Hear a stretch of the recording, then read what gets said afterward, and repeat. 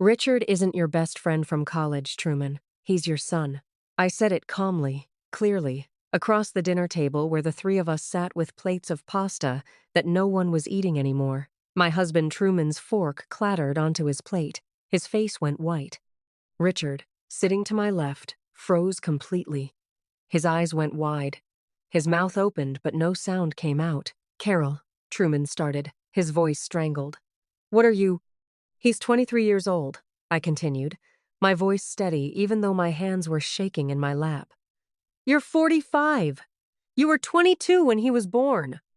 You've been paying child support to Nancy Hayes for 23 years, $800 a month, every single month, even during our entire marriage." Truman stared at me like I'd grown a second head. Richard looked like he might throw up. "I found the receipts," I said. "In your filing cabinet. The one you told me was just old tax documents. 23 years of payments to the same woman. I did the math, Truman. I'm a graphic designer. I'm good with details." My husband's mouth opened and closed. No words came out. "And you," I turned to Richard, "you knew. This whole time you've been living here, calling him Truman, acting like his buddy, you knew he was your father." Richard's eyes filled with tears. "I'm sorry," he whispered. "I'm so sorry. He asked me not to tell you," he said. "That I'd leave?" I finished for him. "That I'd be angry? That I'd feel betrayed that my husband of 8 years had a secret son he never bothered to mention?" Silence. Complete, suffocating silence.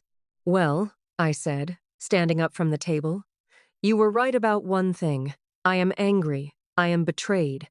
But mostly, I'm just trying to understand how you thought this would end any way other than exactly like this." I walked out of the dining room, left them sitting there with cold pasta, and the truth finally spoken out loud. But before I explain what happened after that moment, I need to tell you how I got there. How a 35-year-old graphic designer who thought she had a good marriage ended up discovering her husband had a secret son living under her roof. This story doesn't start at that dinner table. It starts 6 months earlier. The day Richard moved in. 6 months earlier. March 2024. "Carol, I have a favor to ask." My husband Truman came into my home office where I was working on a logo design for a local brewery. He had that expression on his face, the one that meant he wanted something but wasn't sure how I'd react. "What's up?" I asked, saving my work. "Remember I told you about Richard, my best friend from college?" I searched my memory. Truman talked about his college days sometimes. University of Washington, computer science degree, graduated 2001. But I couldn't recall anyone named Richard specifically. "Maybe," I said carefully. "We were roommates sophomore year, lost touch for a while after graduation, but we reconnected on LinkedIn a few months ago. He just graduated from Seattle University, computer science, like me. He's looking for jobs in the area, but he's kind of in a tough spot with housing. I had a feeling I knew where this was going. He needs a place to stay, I guessed. Just temporarily," Truman said quickly. "Maybe a month or two while he gets on his feet. Interviews for jobs, finds an apartment. We have the spare room." I thought, "Sure," I said. "If he's your friend and he needs help, of course." Truman's face lit up. "Really? You're okay with it?" "Yeah, why wouldn't I be? You've let my college friends crash here before. Fair is fair." He kissed me. "Thank you. You're amazing." He'll be here this weekend. Richard arrived on Saturday afternoon, March 16th, 2024. I answered the door. A young man stood there with 2 suitcases and a backpack. Early 20s, tall, brown hair, brown eyes behind wire-rimmed glasses. Nice smile. "Hi, I'm Richard," he said, extending his hand. "You must be Carol. Thank you so much for letting me stay here." "Of course," I said, shaking his hand. "Come in. Truman's in the garage. I'll get him." I called Truman. He came in from the garage, saw Richard, and his whole face transformed. Huge smile, genuine happiness. "Richard, good to see you, man." He pulled Richard into a hug. They did that backslapping thing men do. But I noticed Richard was a little stiff, a little uncomfortable, like he wasn't quite used to casual physical affection. "Let me show you your room," Truman said. I went back to my office, let them catch up. Figured they had college stories to reminisce about. At dinner that night, I'd made lasagna. The three of us sat around the table. "So, Richard," I said, making conversation, "what kind of jobs are you applying for?" "Software development, maybe some cybersecurity positions. I just want to get my foot in the door somewhere." "Truman could probably help with that," I suggested. "He manages a team at his company." "Yeah, I've already sent your resume to HR," Truman said quickly. "They're reviewing it." "That's really generous of you," Richard said, looking at Truman with an expression I couldn't quite read. Gratitude, yes, but also something else. Discomfort, maybe. "What are friends for?" Truman replied. The conversation continued. College memories, shared professors, funny dorm stories. I mostly listened, but I noticed things, little things. The way Richard called my husband Truman instead of a nickname. Most close friends from college would have a shortened name or inside joke, but Richard was very formal, Truman every time. The way Truman looked at Richard, there was pride there, and something protective. The way Richard sat at the table, posture perfect, deferential, like he was a guest in a way that felt wrong for someone who was supposedly Truman's close friend. I pushed the observations aside. I was overthinking, reading into things that weren't there. Richard had been living with us for 2 weeks when the phone bill thing happened. I was paying bills on a Tuesday morning, sitting at the kitchen table with my laptop, going through our accounts. Phone bill, $287. That was higher than usual. We normally paid around $150 for 2 lines, mine and Truman's. I clicked into the details, 3 lines. Truman Mitchell, Carol Mitchell, Richard Hayes. There was a 3rd line on our account, for Richard. I stared at it. $137 for his line. Truman had added Richard to our phone plan, without mentioning it. When Truman came home from work that evening, I asked him about it casually. "Hey, did you add Richard to our phone plan?" "Oh, yeah," Truman said, not even looking up from his laptop. His old plan was really expensive. I figured since he's staying here temporarily and job hunting, I'd help him out. Easier to have him on our family plan. "How much is his line costing?" "Not much, maybe $30 extra." "It's actually 137, I said. Truman looked up. "Really? Huh. Well, it's temporary. Just until he gets a job." "Okay," I said. But it bothered me, not the money. We could afford it. Truman made 6 figures as a software engineering manager. I made decent money freelancing. We were financially comfortable. What bothered me was that he hadn't asked, hadn't even mentioned it. Just added a $137 monthly expense without talking to me. For his best friend from college. A month later, April, it was the car insurance. I was organizing files on our shared Google Drive when I saw a PDF. Auto Insurance Policy Update, April 2024. I opened it. Our car insurance policy now covered 3 drivers, Truman Mitchell, Carol Mitchell, and Richard Hayes. Richard was driving Truman's second car, the older Honda that Truman barely used since he drove his newer Toyota to work. The insurance increase, $94 per month. Again, Truman hadn't mentioned it. I asked him that night at dinner. Richard was in his room. "Did you add Richard to our car insurance?" "Yeah, he needed to drive to job interviews. The Honda was just sitting there. Made sense. It's $94 a month more." "Is it?" I didn't really check. "It's fine, Carol. He'll get a job soon, and he'll get his own insurance. This is temporary." Temporary. He kept saying that word. But Richard had been with us for 6 weeks now. No job yet. Still sleeping in our spare room. Still on our phone plan. Still on our insurance. Still calling Truman Truman in that weird formal way. Still looking at my husband with that expression I couldn't decode. I started paying more attention. Truman bought Richard new clothes. He needed interview outfits. $300 at Nordstrom. Truman paid for Richard's groceries separately. He doesn't have income right now. Another 150 a week. Truman gave Richard his old laptop when he upgraded. He needed something better for job applications. An $800 laptop just given away. I mentioned it to my best friend Margaret over coffee one Saturday in May. It's just weird, I said, stirring my latte. Truman is so generous with Richard. More generous than he is with his actual family sometimes. Last month I asked if we could upgrade to the premium Netflix plan, and he said it was wasteful. But he's spending hundreds on this guy. Margaret frowned. How long has Richard been there? Almost 3 months now. And you'd never heard Truman mention him before? I thought about it. No, actually. When Truman talks about college friends, he mentions Jake and Dennis. They meet up for golf sometimes. But Richard? Never heard the name until March. That's strange. If they were such close friends, wouldn't he have come up before? You'd think. What's Richard like? He's nice, polite, quiet. He's 23, fresh out of college. He's respectful. He cleans up after himself, offers to help with dishes. He's a good house guest. But he and Truman have this weird dynamic. Like, Truman acts almost paternal with him, and Richard acts almost deferential.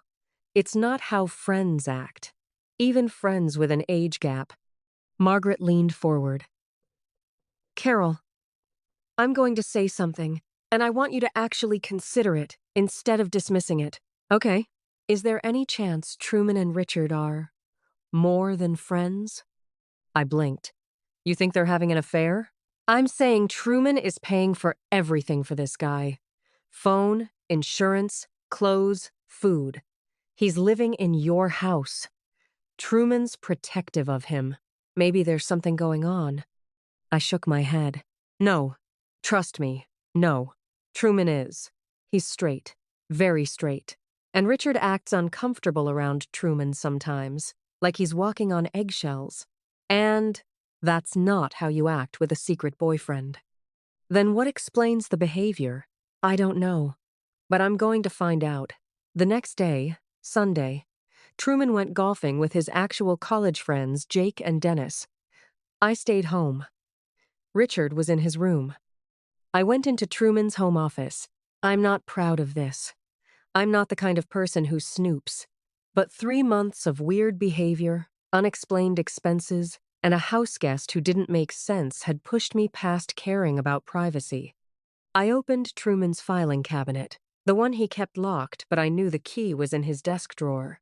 Tax documents, old bills, insurance papers.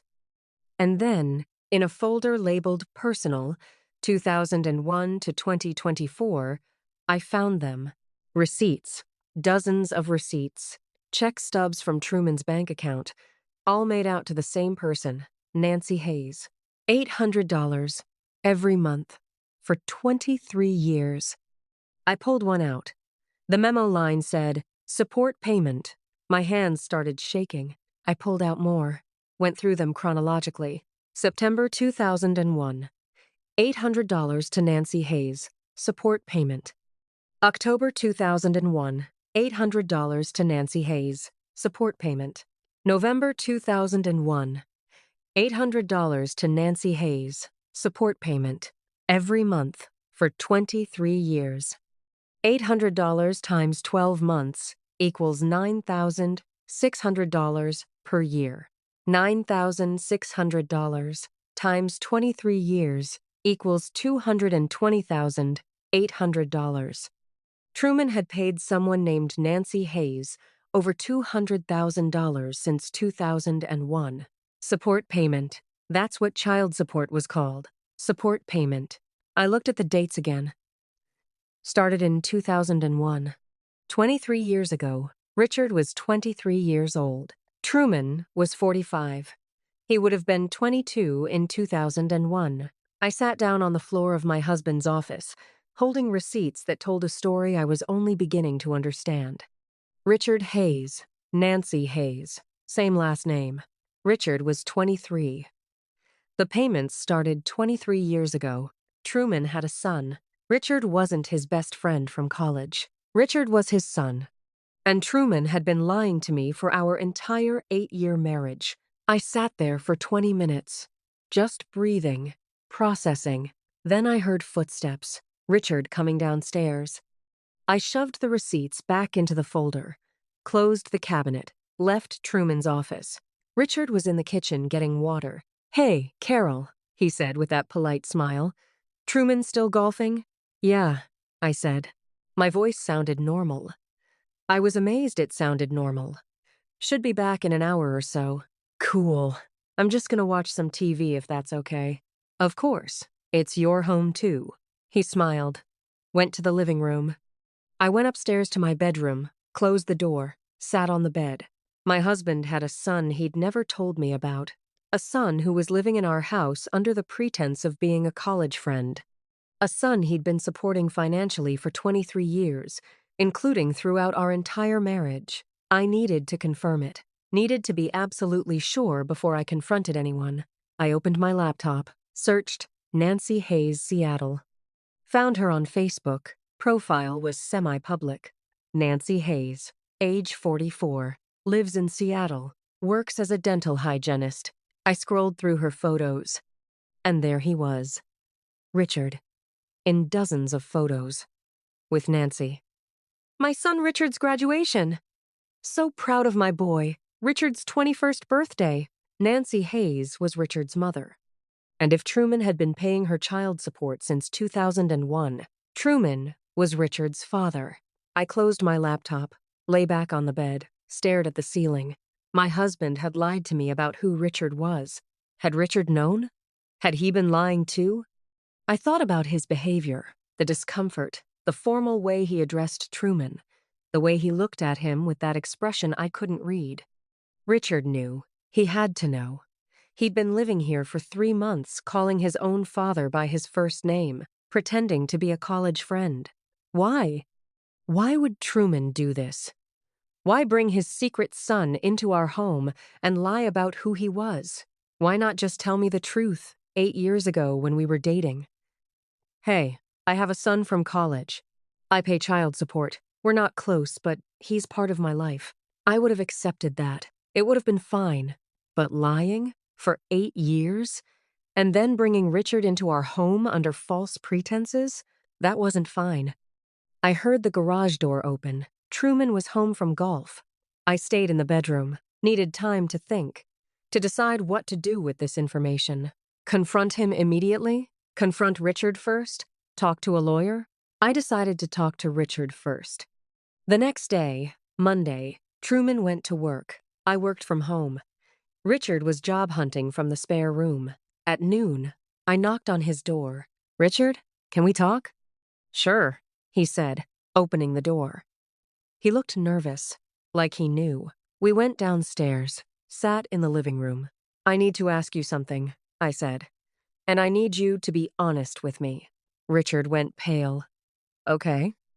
"Is Truman your father?" He closed his eyes, took a shaky breath. "Yes," he whispered. The confirmation hit me like a physical blow, even though I'd known. Hearing it out loud made it real. "Does he know that you know I know?"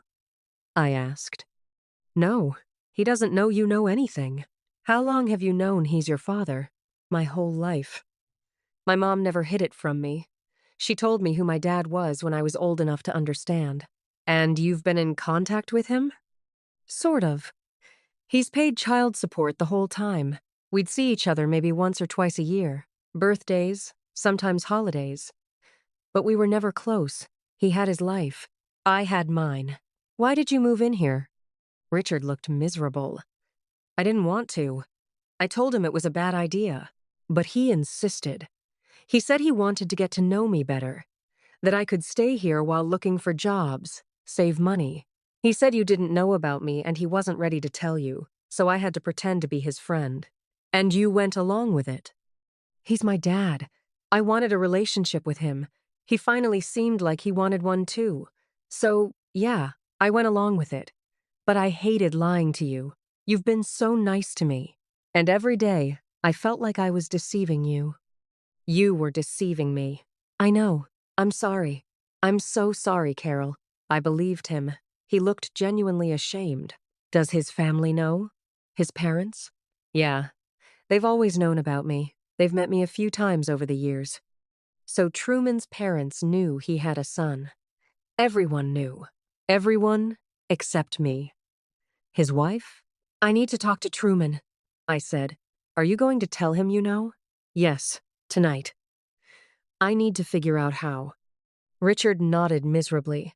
For what it's worth, I think he does love you. He talks about you all the time. How talented you are. How kind. I think he was just scared. Scared of what? That you'd leave if you knew. That you'd think he was a bad person for having a kid so young and not being involved in his life. That you wouldn't want to marry someone with that kind of baggage. So he decided lying was better? Richard had no answer for that. That night, I made dinner. Pasta. Set the table for 3. When Truman came home, I was calm. Decided, we sat down to eat. And that's when I said it. Richard isn't your best friend from college, Truman. He's your son. The silence at the dinner table stretched for what felt like hours but was probably only 30 seconds. Truman finally spoke. His voice was barely above a whisper. How did you find out? The receipts, I said. In your filing cabinet. 23 years of payments to Nancy Hayes. $800 a month. I did the math. I looked her up online. Found Richard in her photos. Her son. Your son. Truman put his head in his hands. Oh, God. Richard sat frozen, looking between us like he was watching a tennis match. I talked to Richard yesterday. I continued. He confirmed it. He's known his whole life. Your parents know. Nancy knows. Everyone knows except me. Your wife, of 8 years. Carol, Truman started. No. I held up my hand. You don't get to talk yet. I get to talk. Because I've spent the last 24 hours trying to understand how my husband could lie to me about something this huge. How you could bring your son into our home and make him pretend to be a stranger. How you could pay over $200,000 in child support during our marriage and never once mention it. I was going to tell you, Truman said weakly. When? When Richard moved out? When he got a job and disappeared from our lives again? Or were you never going to tell me? Truman looked at Richard. Can you give us a minute? Richard stood immediately. Yeah, I'll be upstairs. He practically ran from the dining room. Once we were alone, Truman finally met my eyes. I'm sorry, he said. I'm so sorry, Carol. You have every right to be furious. I'm past furious. I'm devastated. I'm confused. I'm questioning everything I thought I knew about you. Let me explain, please. Fine, explain. Truman took a shaky breath. I met Nancy in college, sophomore year, fall of 1998. We dated for about 8 months. She got pregnant in early 2000. We were both 21, scared kids. Neither of us was ready to be parents. He paused. I waited. Nancy wanted to keep the baby. I supported that decision. We broke up before Richard was born. We knew we weren't going to work long-term as a couple. But I promised I'd help financially. I got a job right out of college and started paying child support the month Richard was born, September 2001. $800 a month, I said. Yeah, it was based on my income at the time. I've kept paying the same amount for 23 years. Nancy never asked for more, even though I make way more now. I've been reliable about it. Never missed a payment. How involved were you in his life? Truman looked down at his plate. Not very. I saw him maybe twice a year. Birthdays when he was younger. Sometimes Christmas. Nancy was good about it. She never kept him from me. But I was 22 when he was born and I was terrified. I didn't know how to be a father. I threw money at the problem and kept my distance. And when we met? When I met you, Richard was 12. You were this amazing woman. Smart, talented, funny. I fell in love with you so fast, and I knew I should tell you about Richard. I knew I should bring it up early. But I was scared. Scared of what? That you'd think less of me. That you'd think I was a deadbeat dad who abandoned his kid. that you wouldn't want to be with someone who had that kind of complicated past. So you just didn't tell me. I told myself I'd tell you eventually, after a few months of dating, then after a year, then after we got engaged. But it never felt like the right time. And the longer I waited, the worse it got. How do you tell someone something like that after years together? You just tell them, Truman. You say, I have a son. I made mistakes when I was young. But I've been supporting him financially, and I'd like him to be part of our lives. Most people would understand that. I know. I know that now. But back then, I convinced myself that keeping it separate was easier. Richard was in Nancy's life, not mine. You and I had our life. They didn't need to intersect. Until Richard moved in with us. Truman nodded. Richard graduated college in December. We'd been in touch a little more the past few years. Emails, occasional phone calls. He was struggling financially after graduation. Looking for work, couldn't afford rent. He asked if I knew anyone in Seattle with a room to rent. And you offered our spare room. I did, but I still didn't want to tell you the truth. So I came up with the college friend story. I thought he'd be here a month, maybe 2. Get a job, move out, and you'd never have to know. That's insane, Truman. That's such a stupid plan. I know it was stupid, but I was in so deep with the lie that I couldn't figure out how to get out of it. And then Richard moved in, and it got worse. I could see you noticing things. The way I treated him, the money I spent on him. I knew you were getting suspicious. Did you think I'd never figure it out? I don't know what I thought. I was panicking, just trying to get through each day without everything exploding. I stood up from the table, started pacing. I needed to move, needed to think. The phone bill, I said. The car insurance, the clothes, the groceries. You were taking care of him like a father because that's what you are. His father. Yes. And making me feel crazy for noticing. Every time I asked about the expenses, you brushed me off. Made it seem like I was being petty about money. I'm sorry. Stop saying you're sorry. Sorry doesn't fix 8 years of lies. Truman stood too, tried to approach me. I stepped back. Don't, I said. Carol, please. I love you. I know I screwed up. I know I should have told you from the beginning. But I love you, and I don't want to lose you. You should have thought about that before you brought your secret son into our house and made him lie to me, too. Richard didn't want to lie. He told me it was a bad idea. But I pressured him. I told him if he wanted a relationship with me, this was the condition. I'm the one who's wrong here, not him. I know Richard didn't want to lie. I talked to him yesterday. He felt terrible about it. Truman looked shocked. You talked to Richard? I found the receipts Sunday, confronted him Monday. He told me everything. That Nancy never hid who you were from him. That you've seen him a couple times a year his whole life. That your parents know about him. That everyone has always known, except me. My parents, Truman said quietly. God, I didn't even think about that. Your mother knows she has a grandson, has known for 23 years. And when we visit them for Christmas and Easter, she just pretends she doesn't. She sits there at dinner and makes small talk with me while keeping this massive secret. She wanted me to tell you. After we got engaged, she told me I needed to be honest with you before the wedding, but I didn't listen. I felt tears starting. I'd been holding them back for 2 days, but they were coming now, whether I wanted them to or not. I feel so stupid, I said, my voice breaking. Everyone knew but me. I was the fool who married you without knowing this huge part of your life existed. How am I supposed to trust you now? How am I supposed to believe anything you tell me? I don't know, Truman said, and at least he was being honest. I don't know how to fix this, Carol. But I want to try. If you'll let me try. I wiped my eyes. I need time. I need space. I can't be in this house with both of you right now. Where are you going to go? Margaret's. I'll stay with her for a few days. Figure out what I want to do. Okay. Okay, that's fair. I started toward the stairs to pack a bag. Then I stopped, turned back. One more question. Anything. Why now? Why did you suddenly want Richard in your life now? After 22 years of keeping your distance, why bring him into our home? Truman was quiet for a long moment.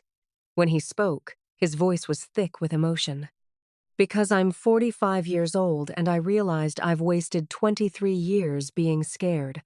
Richard's a good person, smart, kind, hardworking, and I barely know him.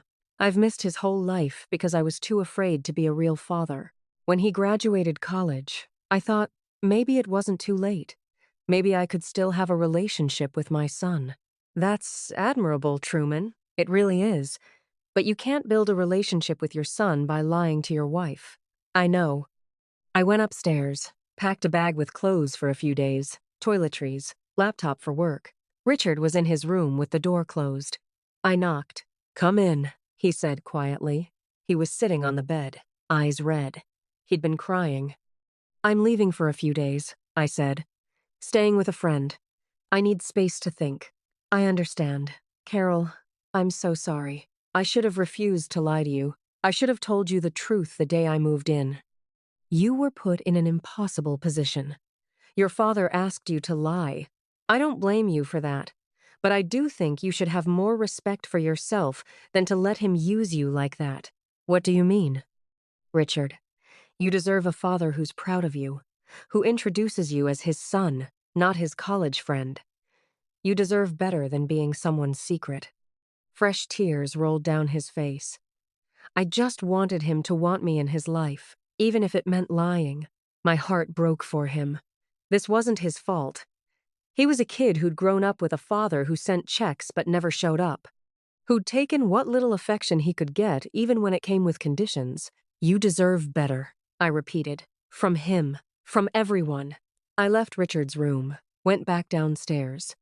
Truman was still in the dining room, staring at the cold pasta. "I'll be at Margaret's," I said.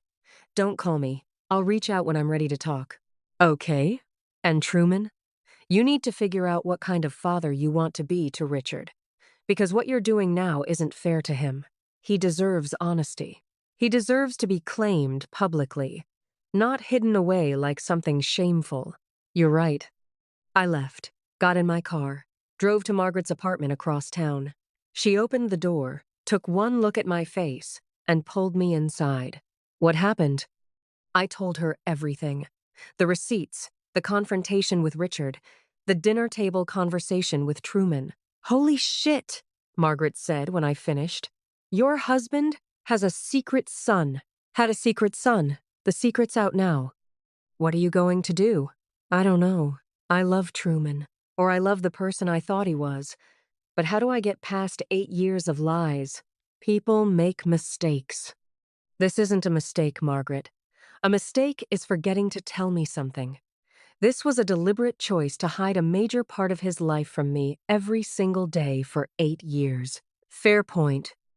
I stayed at Margaret's for 5 days, worked from her spare room, ignored calls and texts from Truman except to confirm I was safe. On the 6th day, Truman sent a different kind of text. "Richard and I would like to talk to you. Both of us.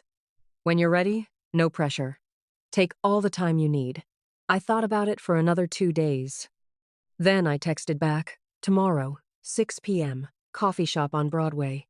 The next evening, I arrived at the coffee shop first, ordered a chai latte, sat at a corner table. Truman and Richard walked in together. Both looked nervous.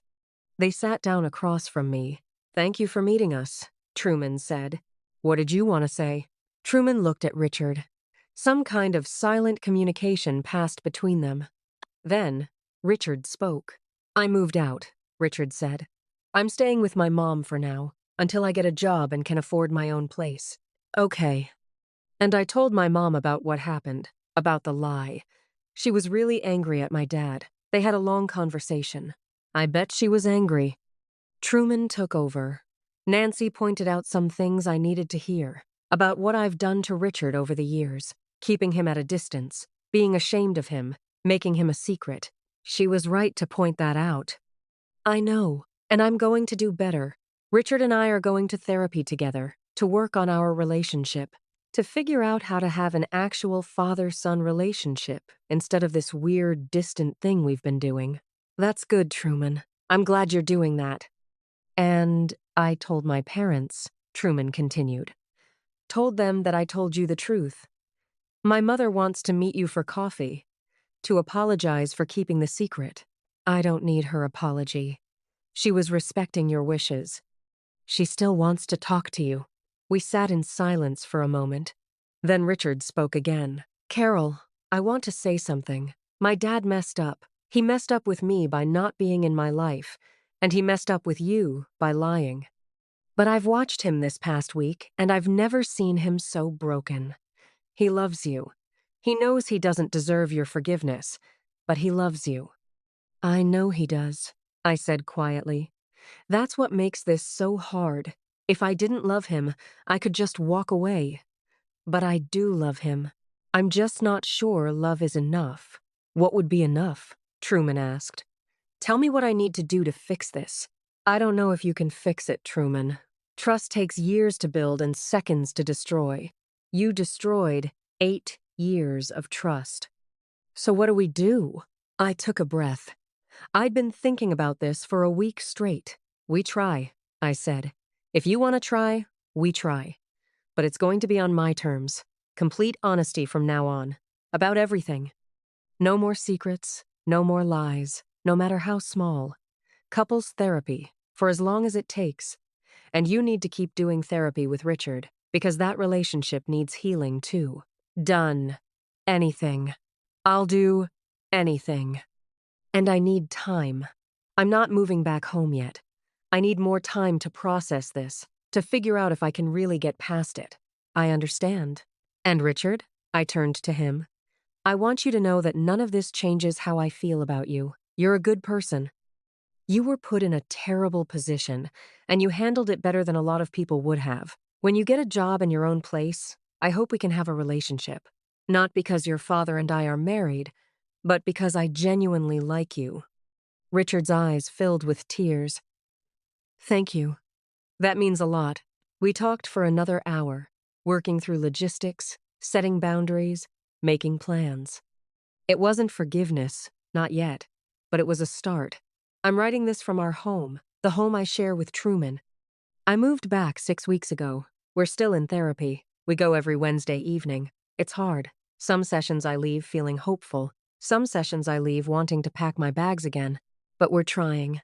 Richard got a job in early September, software developer at a startup downtown. He moved into his own apartment in Capitol Hill. We have dinner with him once a month. Sometimes at our place, sometimes we go out. The first time Truman introduced Richard to someone, a colleague from work, as my son Richard, I watched Richard's face transform. He stood up straighter, smiled bigger, like he'd been waiting 23 years to hear those words in public. Truman's mother and I had coffee. She apologized for keeping the secret. I told her I understood, but that it still hurt. We're working on rebuilding our relationship, too. It's awkward at family dinners, but we're trying. Nancy and I haven't met yet. I'm not sure I'm ready for that. But we've exchanged emails. She thanked me for being kind to Richard during a difficult time. I thanked her for raising a good human being. Do I trust Truman completely? No, not yet. Maybe not ever the way I did before, but I trust that he's trying. I trust that he loves me.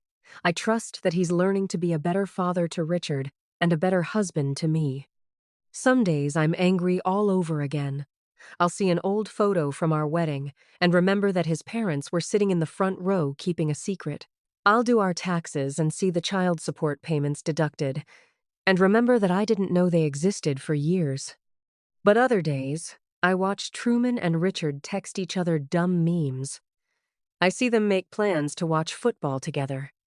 I watch my husband slowly become an actual father to his son. And those days, I think maybe we can get through this. The truth about Truman's best friend from college almost destroyed our marriage. But the truth also set us free. Free to be honest. Free to build real relationships instead of relationships built on lies. Richard isn't Truman's college friend. He's his son. And slowly, painfully, honestly, we're all learning to live with that truth. Is this the end I wanted? I don't know. Is this the end I needed? Maybe. The hardest part isn't the lies Truman told. It's accepting that the person I married was capable of telling them. But people are complicated. Marriage is complicated. And sometimes the biggest betrayals come from the people who love us most. Not because they don't love us, but because they're human. And humans are messy and scared and flawed. I'm still figuring out if I can live with Truman's particular mess. But I'm trying. We're both trying. And maybe that's enough. Or maybe it isn't. Ask me again in a year.